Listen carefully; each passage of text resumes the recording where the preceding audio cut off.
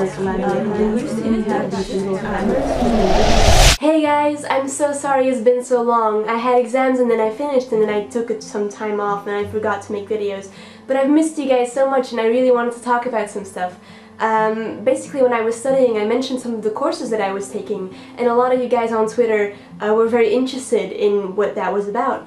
And for one course in postmodernism we had to read this book, The Satanic Verses by Rushdie, and I tweeted if you guys would be interested in knowing what the controversy is about this book, and a lot of you said that you would want to see a video on it. So here's a video on Rushdie's The Satanic Verses. So for those of you who don't really know what the controversy is all about or what's actually wrong with the book, it was actually banned from the very beginning in a lot of countries, and a fatwa was issued against the writer Rushdie, which basically means that anyone who wants to is entitled to kill him.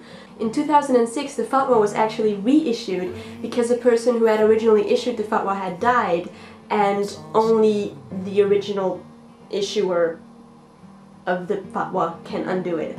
So they kind of just confirmed it in 2006 and said, you know, if you still want to kill him, you can do that. Poor Salman. The reason that they were so against it is because the book contains a lot of harsh critique on the Islam. Anyway, if you guys really want to know what the controversy is about the book and the content, I can try and quickly summarize it for you. Because believe it or not, but there's no sparked notes on this book. Can you believe it?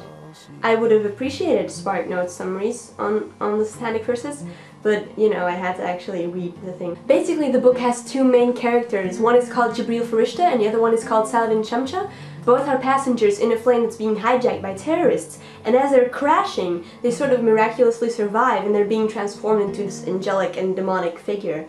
Basically what I think he's trying to say with the transformation and the development of the characters is that these characters who were in the beginning very good people and had a lot of integrity, they're transforming and their behavior is altering according to the label that society has placed on them and the expectations that they have because of their outward appearance. In his dream, Jibril becomes this archangel Gabriel and he starts visiting people, among which the prophet Muhammad, and he starts telling him the words of God, while on the side he's telling the reader that, you know, God's not really there. So that's kind of the first critique, because Jibril is actually saying that he's, you know, delivering a line as an actor, saying that it's coming from God, while God's not really present. The second critique, I think, which is kind of offensive to be honest, is that the religion that Muhammad is trying to convert people to is called submission and not Islam. So that's kind of harsh, I guess. Muhammad is trying to convert all these people to submission to his new religion, and in the town Jahiliyyah, they're actually worshipping various gods, so they're not really happy with Muhammad going all, there's only one God,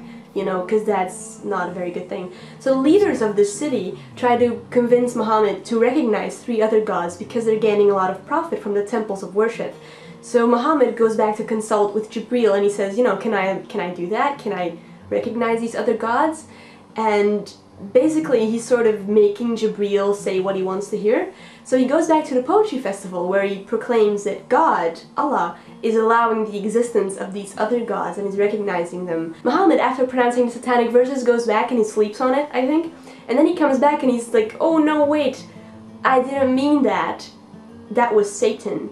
That wasn't God who told me that, that was Satan. And that's why they're called the Satanic Verses, because they're supposed to have been dictated by Satan and not God. Because God would never recognize the existence of other gods, right? So basically recognizing the Satanic Verses is also a critique of Islam, because Muslims have always denied the existence of them.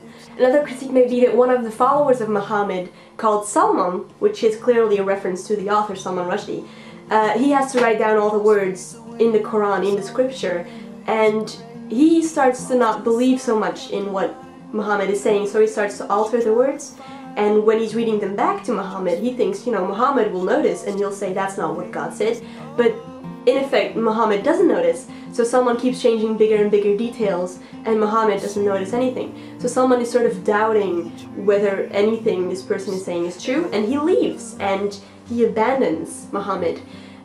Together with the poet Baal, who was mocking Muhammad from the very beginning. But when Muhammad converts everyone, and everyone's like into the new religion, why am I doing this? They have to go into hiding because they mocked him previously, so they're kind of scared of what Muhammad's going to do to them. So they hide in his brothel, and in the brothel are 12 prostitutes. And I think what's been considered as the most offensive critique on Islam, or, you know, insult, has been that the 12 prostitutes take on the names of the 12 wives of Muhammad, just for yucks. So anyway, I agree that it's a little bit offensive, but not like, oh, I want to kill you offensive, right? But on a side note, I wanted to tell you guys that he does try to show that all religions can be totalitarian. At one point, one of the characters meets someone on a plane called Eugene Dumsday, and this is a character who is very, very religious. I think he's Catholic, and he talks about how Darwinism is really offensive to him. So he's trying to really show and balance both sides, I think. So basically it's a pretty interesting book, but just because of the social debate that it's caused, because the structure is very confusing and weird, and it's full of Indian, Hindu, and Farsi terms, which I'm not familiar with. So it was very difficult to actually read it, but it was very interesting to see what all the controversy was about. So I hope you liked my little summary, and now you know a little bit about the Satanic Verses. I hope you wanted to know a little bit about the Satanic Verses, because if not, then I'm really sorry. There will be a random, very random vlog up soon, as well as the intro to the Adventures of Ricky. Take care, peace out!